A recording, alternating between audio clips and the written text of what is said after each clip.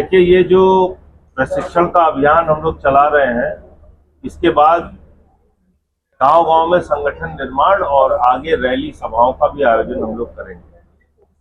और जो पहला मकसद है हमारा, आपने ठीक कहा, जिला पंचायत और पंचायत के जो चुनाव आ रहे हैं 2026 में,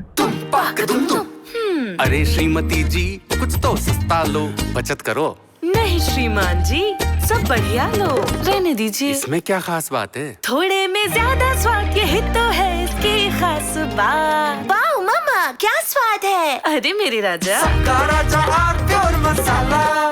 पहला लक्ष्य अभी हम लोग वही रख रहे हैं कि पूरे यूपी के अंदर आम आदमी पार्टी जिला पंचायत के और पंचायत के चुनाव में मजबूती के साथ हिस्सा लेगी।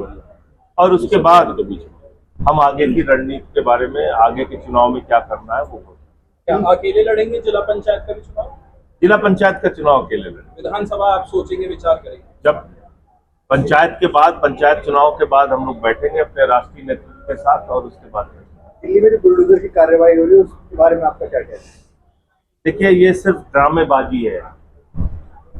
अभी सारे देश का ध्यान भटकाने के लिए क्या किया इनके एक मंत्री विजय शाह ने, भारत की सेना की बहादुर बेटी, देश की बेटी कर्नल सोफिया के बारे में आपत्तिजनक टिप्पणी की, कहा कि वो आतंकवादियों की बहन है। अब आतंकवादियों की बहन कौन निकली? ज्योति मल्होत्रा, जो बीजेपी की समर्थक है, वो आतंकवादियों की बहन निकली। अभी क्या कर रहे हैं ये लोग? प्रोफेसर अली खान को पकड़ के जेल में डाल दिया। पूछा गया, भैया क्यों डाल दिया? कहने लगे, साहब डाल दिया। काहे डाल दिया? इसने फेसबुक पे एक पोस्ट लिखी है। क्या लिखा है समझ में नहीं आ रहा क्या लिखा है, पकड़ के डाल दिया। अभी आज पता चला कि उनको सुप्रीम कोर्ट ने बेल दे दी। मैं प्रधानमंत्री जी से पूछना चाहता हूं, कभी मुसलमानों पे बुलडोजर चला के, कभी उन लोगों को गिरफ्तार करके, कभी वक्फ बिल लाके, आप देश का ध्यान भटकाने की कोशिश मत कीजिए। आप किसी के सगे नहीं है। किसी हिंदू के दिमाग में अगर कंफ्यूजन हो, प्रधानमंत्री नरेंद्र मोदी किसी के सगे नहीं है। अगर इस देश में बेरोजगारी की मार झेल रहा है तो सबसे ज्यादा हिंदू झेल रहा है।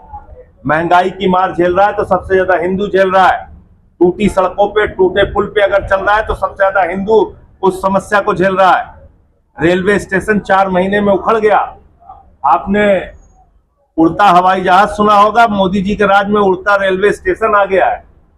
4 महीने में रेलवे स्टेशन उड़ गया उद्घाटन के बाद। तो भैया, इस देश में सबसे ज्यादा आबादी हिंदुओं की है। आप जितनी बदहाली इस देश की कर रहे हैं, सबसे ज्यादा मार तो हिंदू झेल रहा है। ये किसान जिनको गन्ने का मूल्य नहीं मिल रहा है, इसमें ज्यादातर तो हिंदू है। तो मुसलमानों को ठीक करने के नाम पे, बुलडोजर चलाने के नाम पे, वक्फ का कानून लाके उनके जमीन पे कब्जा करने के नाम पे आप नुकसान तो बड़े आबादी का कर रहे हैं ना, देश का कर रहे हैं। और ये सब अब ड्रामे बंद कीजिए।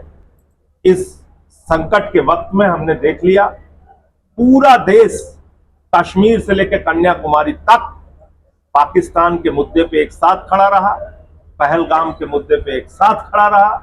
और ये हिंदुस्तान की खूबसूरती है कि जब वक्फ का बिल आया, 232 वोट लोकसभा में पड़े, सिर्फ 24 मुसलमान थे, बाकी सब उसमें हिंदू, सिख, ईसाई थे।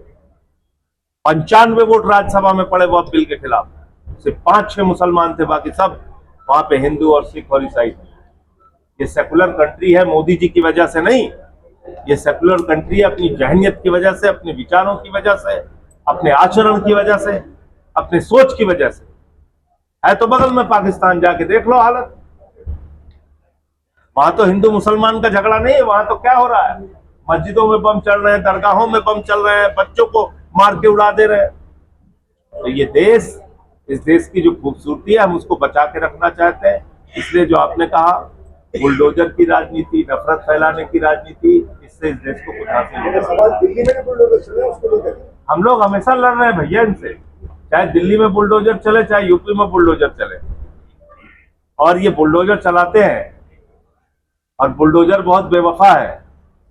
वो अयोध्या में भी चलता है, और छतरपुर में भी चलता है, और दिल्ली में भी चलता है, और मेरठ में भी चलता है। वो किसी का सगा नहीं। अरे श्रीमती जी, कुछ तो सस्ता लो, बचत करो। नहीं श्रीमान जी, सब बढ़िया लो, रहने दीजिए। इसमें क्या खास बात है? थोड़े में ज्यादा स्वाद, यही तो है इसकी खास बात। वाह मम्मा क्या स्वाद है। अरे मेरे राजा। राजा और प्योर मसाला।